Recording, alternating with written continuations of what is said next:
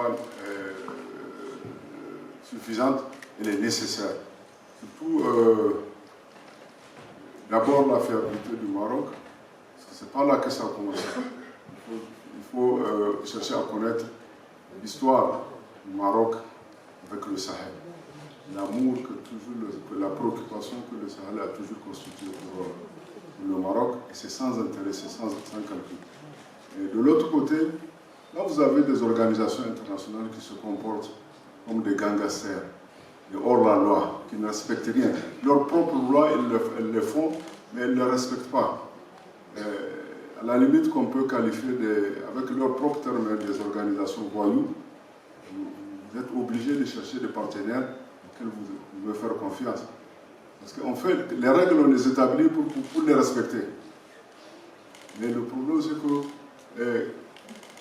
ces organisations aujourd'hui, par la même mise d'une puissance étrangère, je ne veux pas passer par quatre chemins, je vais nommer le pays, la France. Ces organisations sont devenues aujourd'hui des organisations hors la loi. Tout ce qu'elles nous ont fait, tout ce qu'elles ont imposé comme sanction au Niger et au Mali, au Burkina, ne repose sur aucun texte.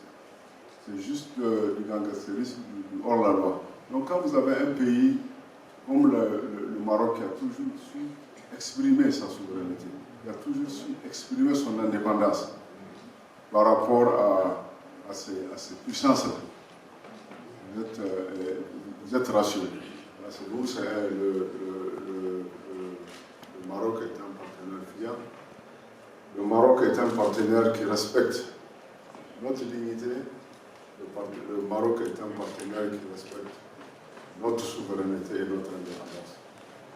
Donc, on n'est pas surpris de ce projet royal. Il vise le développement de nos pays. Les pays qui ont été ciblés, ce sont essentiellement les pays qui n'ont pas accès à la mer. En nous offrant cette opportunité,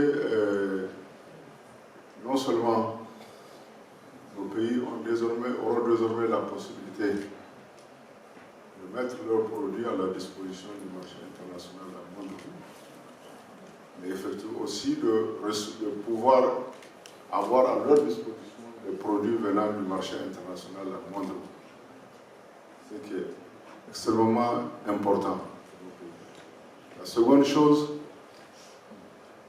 ce projet nous permettra non seulement de développer les infrastructures internes. Donc, comme l'a dit le frère ministre des Affaires étrangères du Maroc, ça permettra un désenclavement interne de nos pays. Ça permettra également un désenclavement international de nos pays. Donc non seulement le producteur nigérien a beaucoup plus de facilité pour mettre le produit sur le marché des grandes villes. Et à partir de ces grandes villes, nous aurons beaucoup plus d'offres pour les acheminer sur le marché international.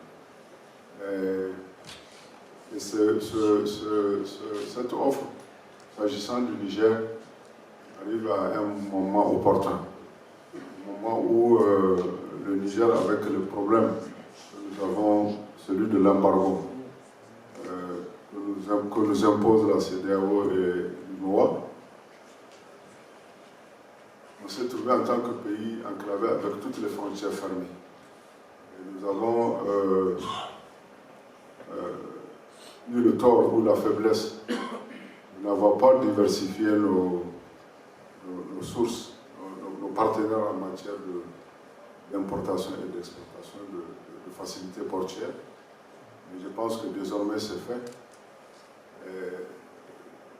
Nous comptons mettre tout en œuvre pour profiter au maximum de cette offre marocaine. Donc, une fois encore, nous remercions le Maroc, qui est un pays ami, pas du Niger, mais pas seulement du Niger, mais un pays ami au Sahel. Merci.